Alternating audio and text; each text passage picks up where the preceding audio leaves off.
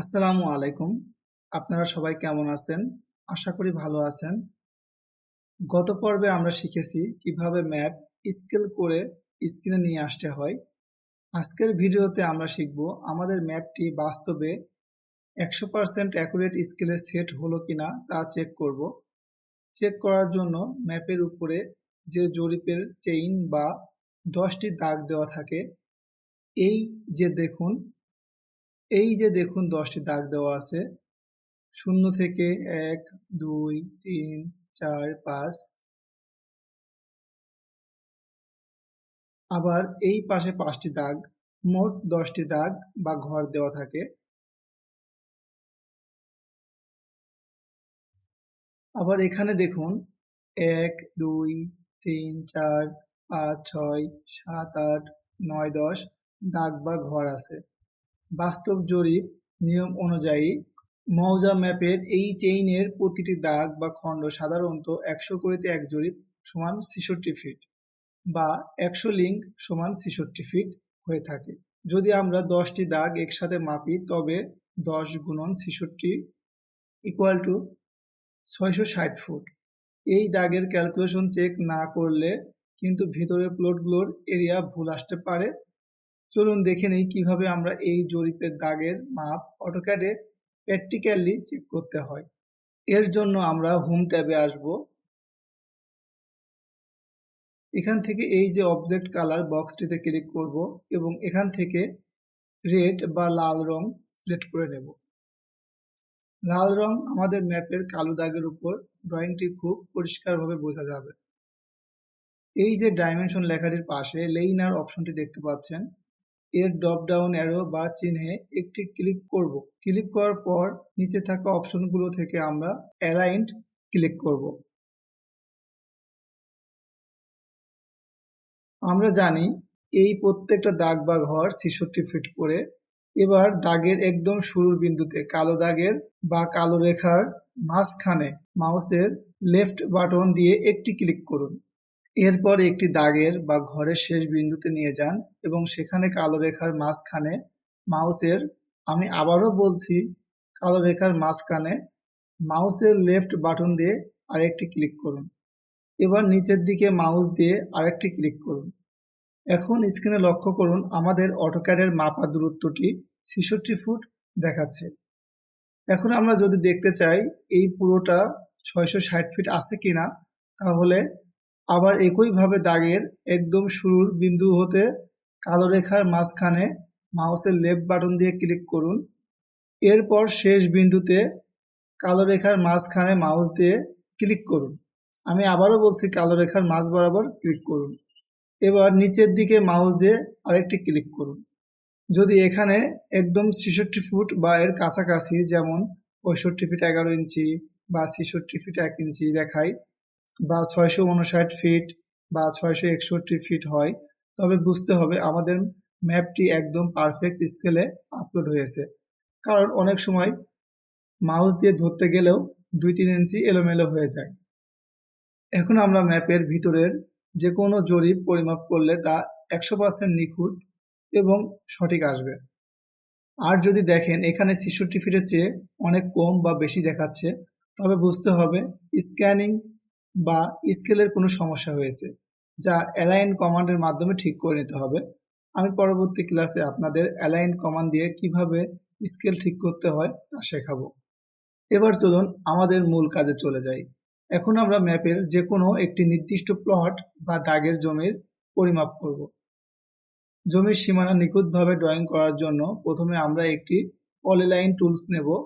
আমি আবারও বলছি, আমরা পলিলাইন টুলস নেব। এই যে হোম ট্যাবের ঠিক নিচে লক্ষ্য করুন, পলিলাইন রেখা একটি টুলস দেখা যাচ্ছে। আমরা মাউস দিয়ে এটিতে ক্লিক করব। এবার আপনি ম্যাপের যে প্লট বা দাগ এর জমি পরিমাপ করতে চান, মাউসের চাকা ঘুরিয়ে সেই দাগের উপর চলে আসুন। এবার ম্যাপের সীমানার যে কালো দাগটি দেখতে পাচ্ছেন, ঠিক তার মাঝ বরাবর মাউস দিয়ে পলিলাইন টানা শুরু করুন। প্রথমে এই শুরুর পয়েন্টে একটি ক্লিক করুন, তারপর এখন এই পয়েন্টে একটি ক্লিক করুন, কারণ জমির দাগটি বাঁকা আছে। একইভাবে কালো দাগের মাঝখান বরাবর লাইন অঙ্কন করতে হবে। আমি যেভাবে করছি আপনারাও সেভাবে করবেন। প্রয়োজনে জুম করে নেবেন যাতে কালো দাগের মাঝ বরাবর যেন লাইন থাকে।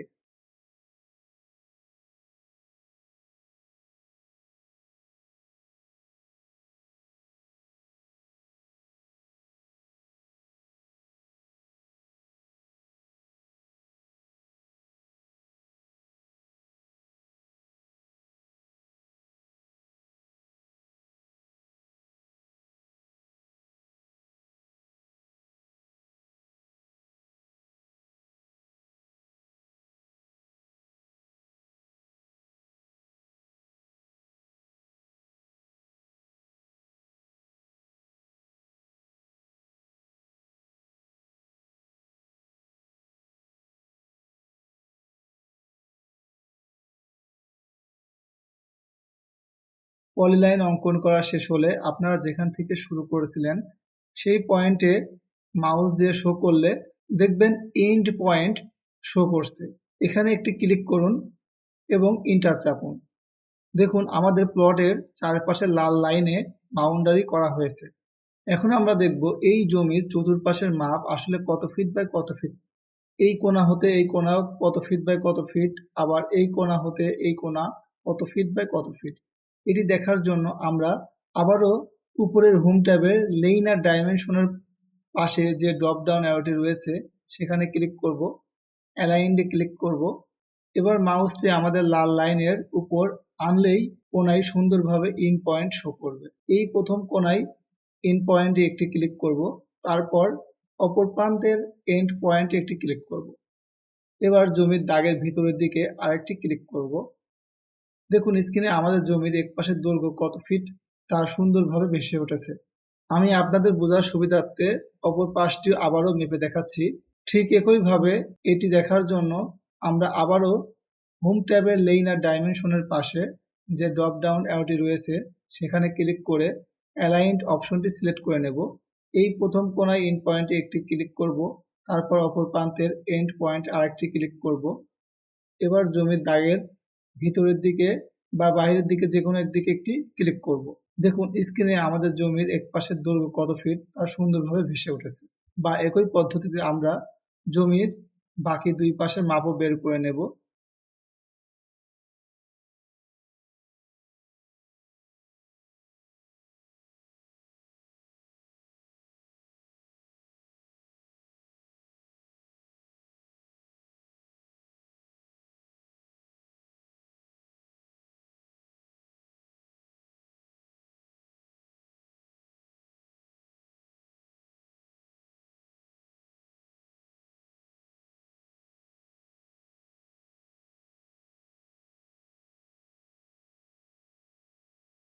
দেখুন এখন আমাদের স্ক্রিনের চতুর্পাশের মাপ বা দৈর্ঘ্য ও প্রস্থ কত ফিট বাই কত ফিট আছে তা একদম পরিষ্কার দেখা যাচ্ছে। এখন আমরা দেখব এই নির্দিষ্ট দাগ বা প্লটটিতে মোট কত শতাংশ জমি রয়েছে কিংবা কত কাঠা জমি রয়েছে তা কিভাবে নির্ণয় করা যায় বা বের করা যায়। এখন শতাংশ বা ক্ষেত্রফল বের করার জন্য আমরা মাত্র যে লাল রঙের বাউন্ডারি লাইনটি আঁকলাম মাউস দিয়ে সেটির উপরে একটি ক্লিক করব। দেখুন ক্লিক করার সাথে সাথে আমাদের পুরো লাইনটি সিলেক্ট হয়ে গেছে। এবার আমরা আমাদের কিবোর্ড থেকে টাইপ করব LIST, ইন্টার চাপবো। আমি আবারও বলছি লাইনটির উপর ক্লিক করে কিবোর্ড থেকে LIST লিখে ইন্টার চাপুন। দেখুন ইন্টার চাপার সাথে সাথে আপনাদের সামনে একটি তথ্য বা লিস্ট পেজ চলে এসেছে। এখানে একটু লক্ষ্য করলে দেখতে পাবেন আমাদের এই জমিটার ক্ষেত্রফল স্কোয়ার ফিট আকারে শো করেছে। আমাদের মূলত এই স্কোয়ার ফিটের হিসাবটি লাগবে। আমরা সবাই জানি 435.60 স্কোয়ার ফিট সমান 1% জমি। তাই আমরা যদি আমাদের ম্যাপের এই মোট স্কোয়ার ফিটকে 435.60 দিয়ে ভাগ করি তবেই আমাদের শতাংশ বের হয়ে যাবে। চলুন আমি আপনাদের ক্যালকুলেটর ওপেন করে প্র্যাকটিক্যাল ক্যালকুলেশন করে দেখাই। দেখুন আমাদের স্ক্রিনে জমিটির ক্ষেত্রফল এসেছে ৯৯৬৬.০৪ স্কোয়ার ফিট। এখন আমরা যদি এই ৯৯৬৬.০৪কে 435.60 দ্বারা ভাগ করি তাহলে আমাদের 22.60 87% জমি। অর্থাৎ আমাদের এই প্লটটিতে মোট 22.87% জমি রয়েছে। আর আপনারা যদি কাঠা বের করতে চান তাহলে 720 দ্বারা ভাগ করলেই কাঠা বের হয়ে যাবে। 9,966.04 ভাগ 720, 13.84 কাঠা জমি রয়েছে। অর্থাৎ এখানে 13.84 কাঠা জমি আছে। একই ফর্মুলা বা নিয়ম ব্যবহার করে আপনারা মৌজা ম্যাপের যে কোনো সোজা বা আঁকা বাঁকা প্লটের জমির মোট শতাংশ খুব সহজেই বের করে নিতে পারবেন। আমরা পরবর্তী ভিডিওতে শিখব কিভাবে কয়েকটি দাগ একত্রে বা একসাথে করে বাস্তবে জমি জরিপ করা যায় ও শতাংশ বের করা যায় ও দাগ নম্বর লেখা যায়। সবকিছু শেষে আমরা ফাইলটি সেভ করব। সেভ করার জন্য Ctrl+S বাটনে চাপ দেব। দেখুন আমাদের ফাইলটি সেভ হয়ে গেছে। আজকের ভিডিও এই পর্যন্তই। সবাই ভালো থাকবেন। আসসালামু আলাইকুম।